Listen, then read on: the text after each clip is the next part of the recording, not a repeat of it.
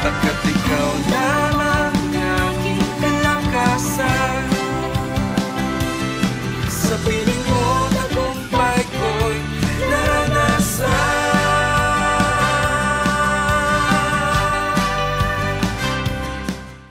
Magandang araw po sa inyong lahat. Muli, welcome po sa ating araw-araw na pagpapala. Muli po ay makakapagbulay tayo ng salita ng Diyos upang patuloy nating makita at maranasan ang mga pagpapalang nakalaan para sa bawat isa sa atin. Manalangin po tayo.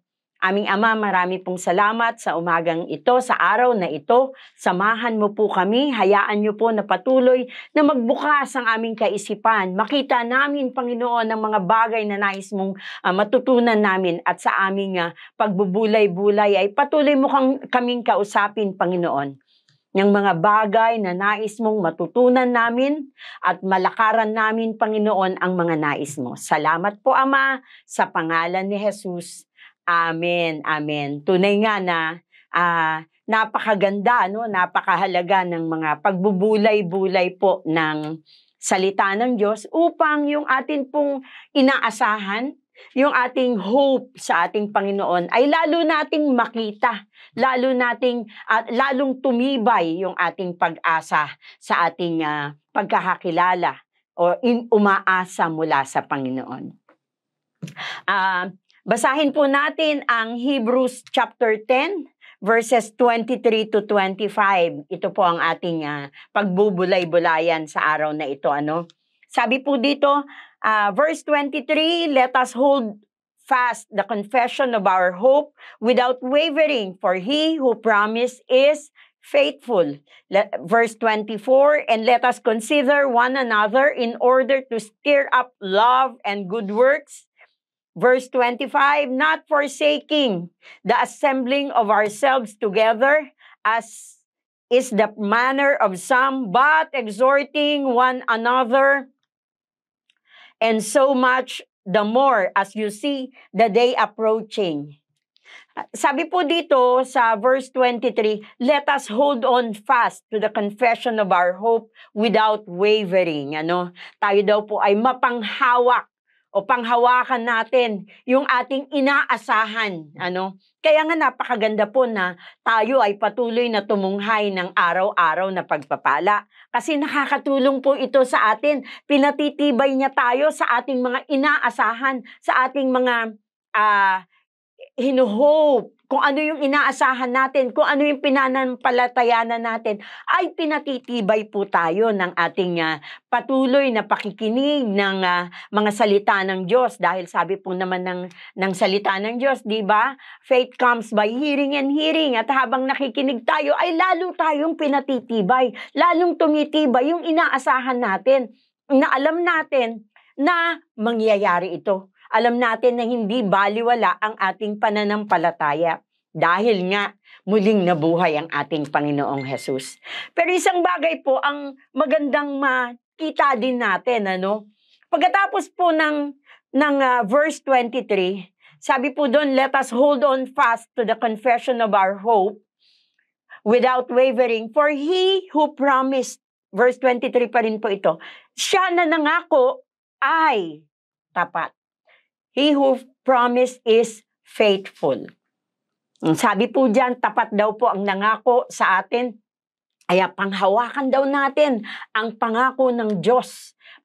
Panghawakan natin ang kanyang mga pangako dahil siya na nangako ay tapat.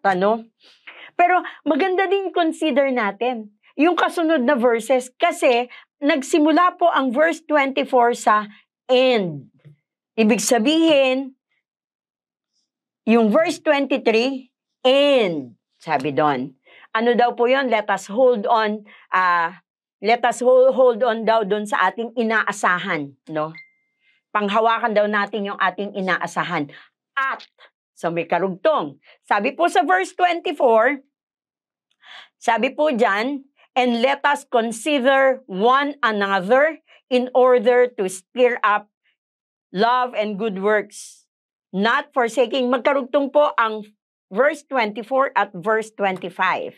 Not forsaking the assembling of ourselves. So, ibig sabihin, habang tayo po ay napanghahawakan o habang tayo po ay humahawak dun sa ating inaasahan na pangako ng Diyos, ay ini-encourage din po tayo ng Hebrews chapter 10 na huwag daw po natin kalimutan na i-consider ang bawat isa.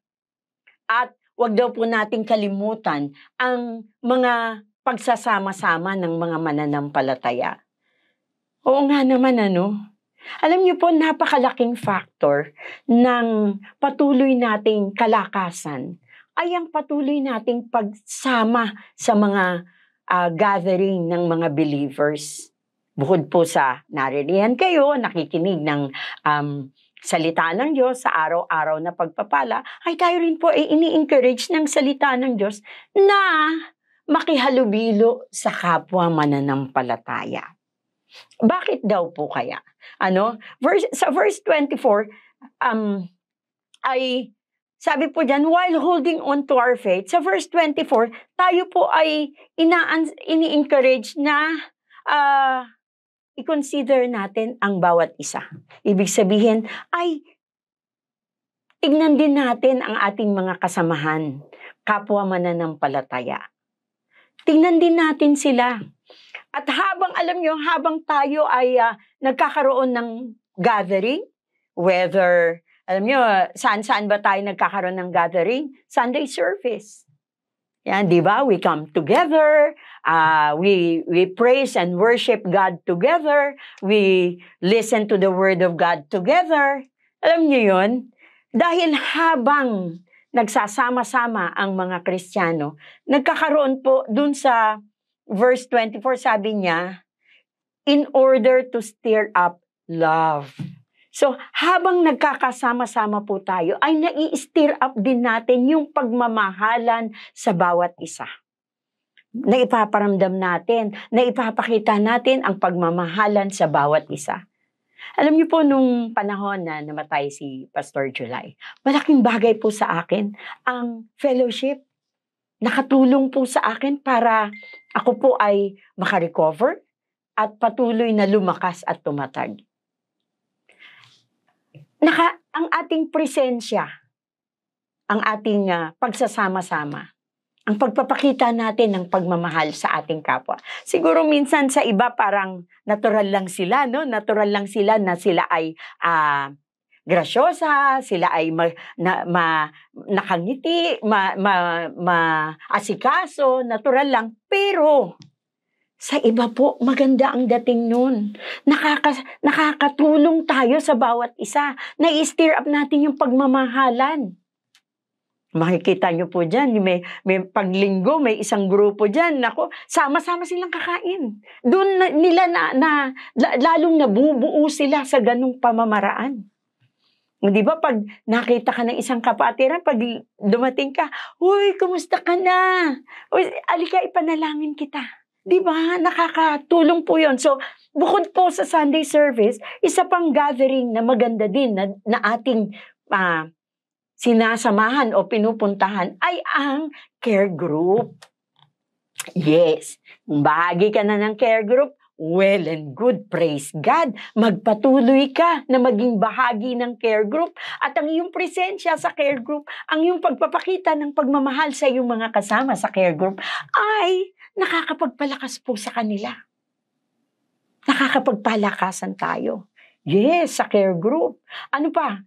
Sabi po doon, tuloy natin Sabi po doon sa verse 24, to stir up love and good works. So una ay mag-stir up tayo ng love sa ating mga kasama. Pangalawa daw po ay let us do good works. Yan.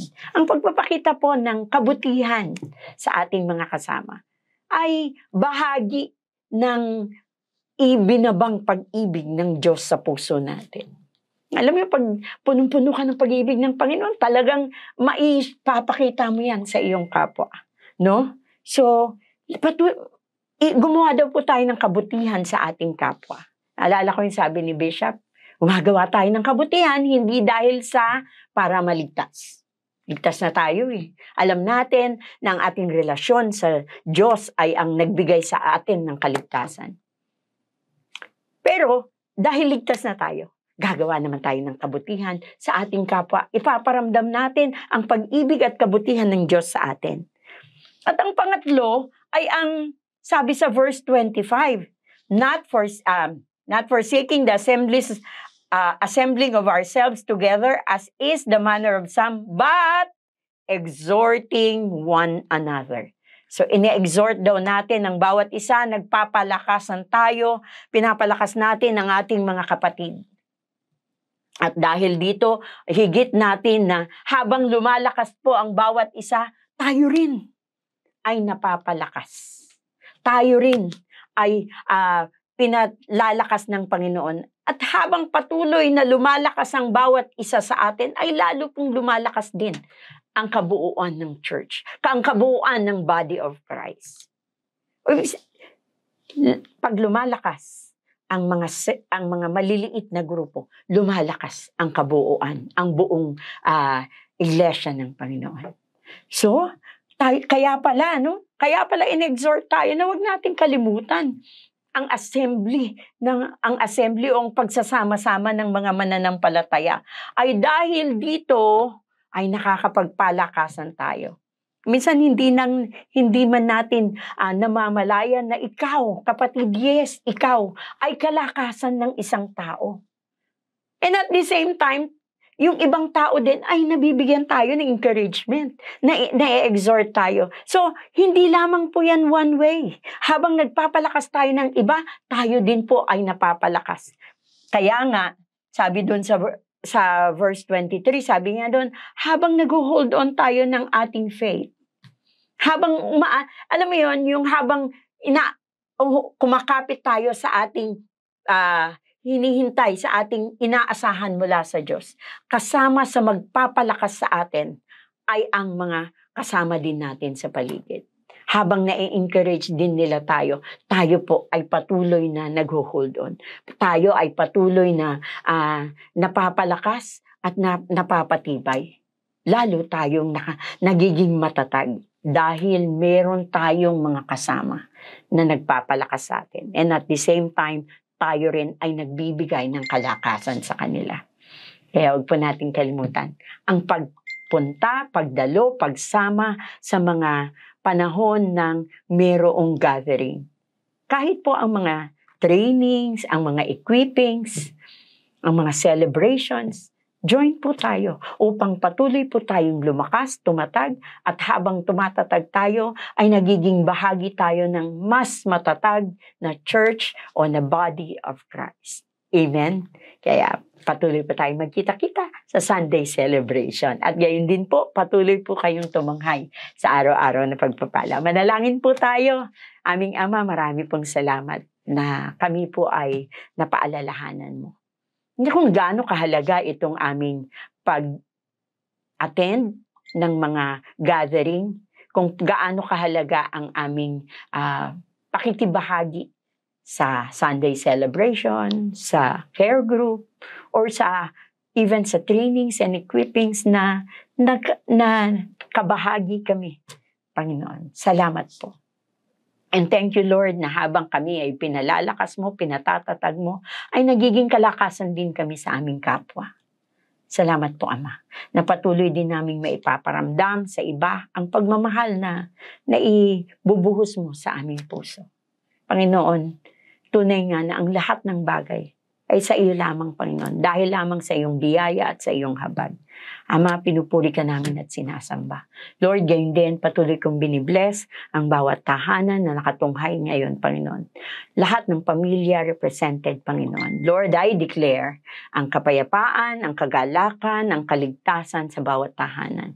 Lord, nagdideklara ako ng kagalingan sa bawat nakatunghay na may karamdaman. Lord, hindi maiksi ang iyong kamay. Salamat po, Ama. Hayaan mong patuloy kang maluwalhati sa buhay ng bawat isa sa amin. Sa iyo po ang papuri, pasasalamat at pagsamba sa pangalan ni Jesus. Amen, amen. Muli po, kayo po ay ini-encourage ko na makinig, tumunghay sa araw-araw na pagpapala. God bless you all.